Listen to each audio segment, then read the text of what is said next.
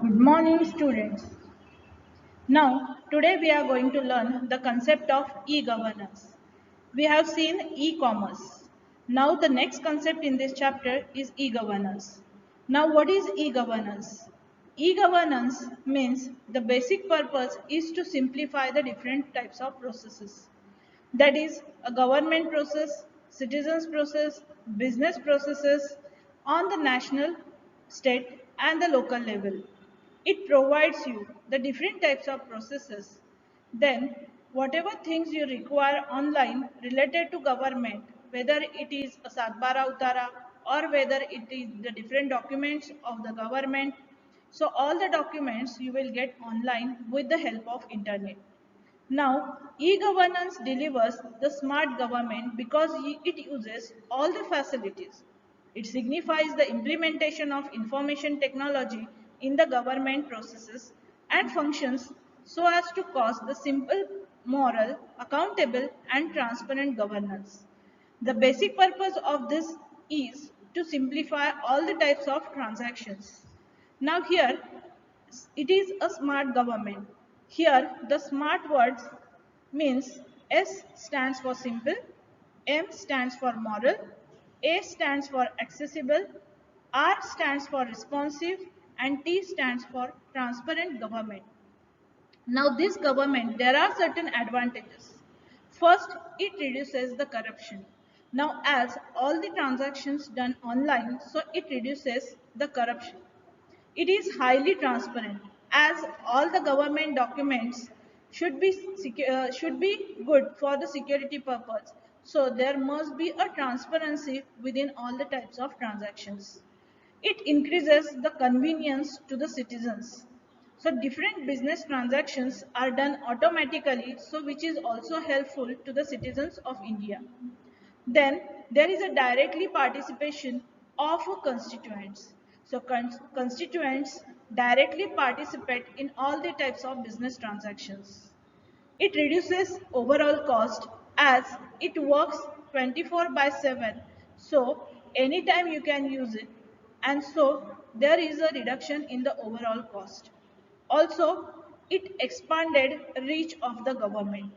Now here there is a diagram of e-governance which provides you all the different facilities related to the government. Now the next concept is the types of e-governance.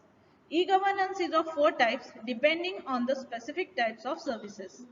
In that, the first one is G2C. As we have seen earlier, there are the four different types of trade cycles, which is in between business to consumer, that is B2B, B2C, C2B and C2C.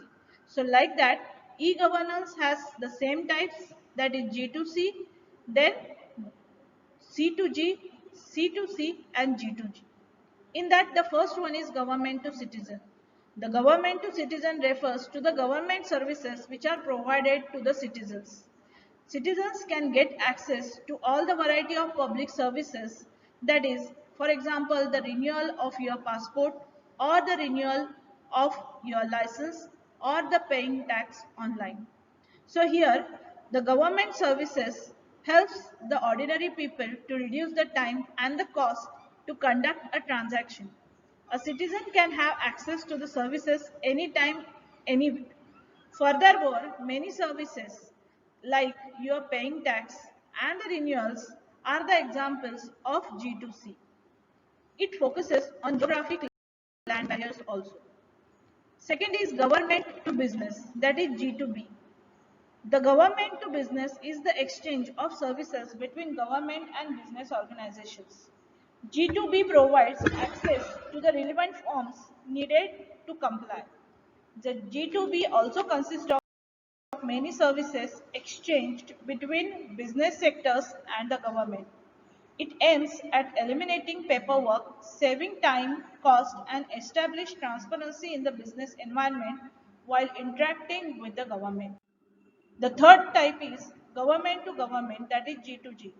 The government to government refers to the interaction between different government departments, organizations and agencies. In G2G, government agencies can share the same database using online communication. The government departments can work together. In conclusion, the government to government services can be at the local level or the international level. Likewise, it provides the safe and secure interrelationship between the domestic or foreign government. Now, the best example of this is a NGO. Those who work for the social welfare, there is a direct connection between this NGO and the government. So, this is the example of G2G. The fourth one is government to employee. That is, it is the internal part of G2G sector, that is government to government sector. Furthermore, government to employee aims to bring employees together and improvise knowledge sharing. Similarly, government to employee provides online facilities to the employees like applying for leave, reviewing salary payment record, and checking the balance of holiday. The government to employee sector provides human resources training, which is also known as HR training, and the development. So, it is also the relationship between the employees, government, institutions, and their management. Some effective examples of successful implementation of e-governance projects are e-Mitra project in Rajasthan, e-Seva project in Andhra Pradesh, and CET, that is Common Entrance Test, which is launched by the government. So here, Digital India is a campaign launched by the Government of India in order to make the government services available to citizens electronically. Digital India was launched by the Prime Minister of India Narendra Modi ji on 1st July 2015 with an objective of connecting rural areas with high-speed internet networks and improving digital literacy. Now here internet has gone to villages also. So there also students can able to use the internet and study properly. Some of the facilities provided through the initiative are BharatNet, Digital Locker, e-education, e-health, e-sign, e-shopping, and National Scholarship Portal. Here, Umang, that is Unified Mobile Application for New Age Governance, that is a mobile app. It is a government all-in-one, single, unified, secure, multi-platform, multilingual, and multi-service freeware mobile app for accessing over 1200 central and state government services through the smartphones, feature phones, tablets, and desktops. It includes the services like Aadhaar card, DigiLocker, Bharat Bill Payment System, PAN card, then your Provident Fund services. So here it also provides the utilities like bill payments, education, job search, tax, business, health, agriculture, travel, Indian railway tickets booking, birth certificates, e-district, e-panchayat, then police clearance, passport, other utility services from private companies and much more. So this is the most usable act, that is, it is used widely in villages, in rural areas. Now here, the next one is security measures in e-commerce. So it provides the different security measures as we do all the transactions online. So our data must be secure. So here, e-commerce provides you the first security measure, that is known as the encryption. Now here, encryption is widely used in internet to protect users' information being sent between a browser and a server.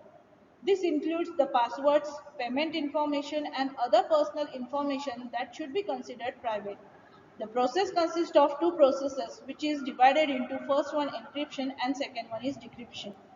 Encryption converts the plain text into the ciphertext. Ciphertext means a coded form of data. That means the non-readable form of data. And decryption is exactly opposite process of encryption, which converts the ciphertext into plain text. Now here, two keys are used in the encryption process. The first one is public key and second one is private or secret key. In encryption process, the plain text is converted to the ciphertext with the help of public key. Now ciphertext is in the coded form, and with the help of decryption key, or which is also known as private or secret key, again the coded form is converted to the plain text. Now for example, there are two users, user A and user B. User A wants to send a confidential purchase order to user B. So with the help of encryption process, the main plain purchase order is converted into the coded form. In between, if any user try to access the information, he can't because now the text is in the coded form. After that, the plain text again get back by the user B by decrypting the ciphertext into the plain text. So here private or secret key is used to convert this process. So here encryption process is the most secureable process in the e-commerce. Next process is the digital signature. It is also known as the electronic signature. With the help of tip of the finger, a user can sign. A digital signature guarantees the authenticity of an electronic document or message in digital communication and uses encryption technique to provide the proof of original and unmodified documentation. Digital signatures are used in e-commerce, software distribution, financial transaction. This is the direct transfer of information between two partners. Now, for example, when you receive the product, so instead of sign, you just make your sign on a particular desk. So this is your digital signature.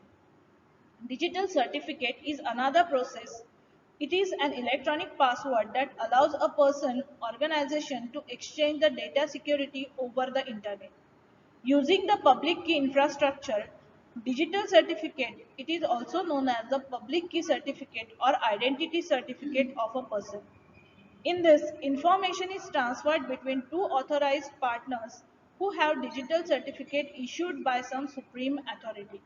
Below is the example of digital signature. You can go through it. So here, students, we have finished the chapter number 4, that is e-commerce and e-governance.